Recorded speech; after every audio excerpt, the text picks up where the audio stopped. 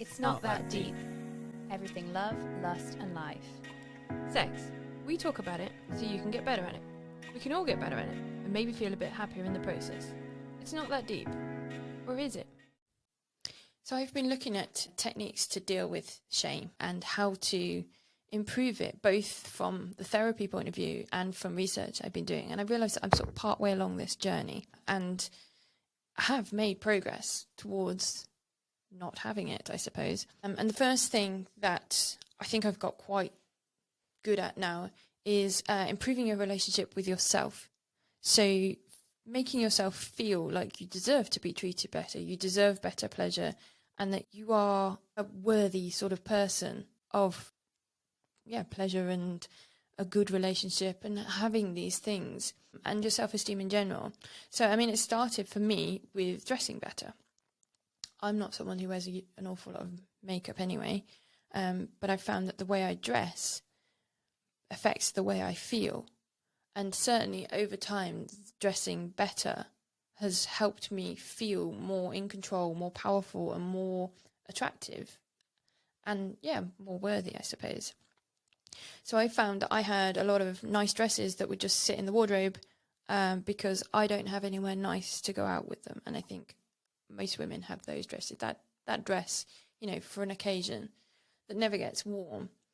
I now wear those every day because why not? Why shouldn't you wear the pretty thing and feel good and look good and present the best version of you to other people so that you can be confident that the best version of you is out there and that that's who you are. You are that nice version. You are the party person.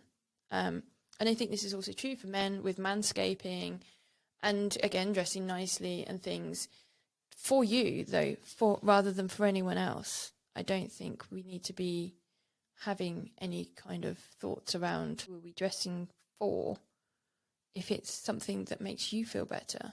And I think it does give you that inner confidence and that feeling of, I am the best me today. And it's really nice. I've had a lot more compliments as well, which again, really lovely. It makes you feel more confident and more powerful and more sexy as a result.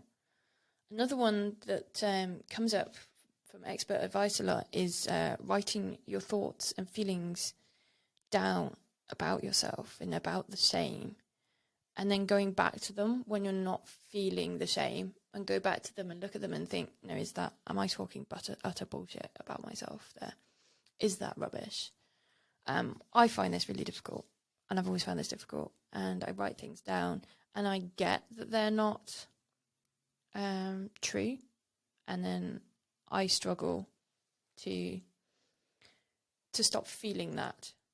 Like, I can see that, I'm like, no, that is rubbish, but I still feel it. And that's where therapy comes in. That's definitely something that I haven't had any way of dealing with beyond speaking to someone else. But I found actually through the therapy that actually it's dealing with past things in the end that stop that shame sort of coming back. And then the other end is looking at relationships and seeing whether that's coming from someone else rather than coming from you. I'm sort of fortunate in the fact that it doesn't come from other people mostly. But there have been people in my life who have just mood hoovered, basically, and make you feel a certain way about something, like the problem is you, rather than the problem is something that they're having. They're putting that on you. The problem is never you. You are you, and that's all it is. There isn't anything to be ashamed of to be you, and there shouldn't ever be. And I think that's something that a lot of us, maybe it creeps in insidiously, and you don't really think about it until you get rid of that person, or until you start looking at that relationship differently and seeing that actually, no, that they are a bit toxic, and that they're making me feel this way about myself. And I think, again, once you start addressing how you feel about you, you realise how they make you feel about you is different to who you are when you're authentically you. Sex. It's not that deep.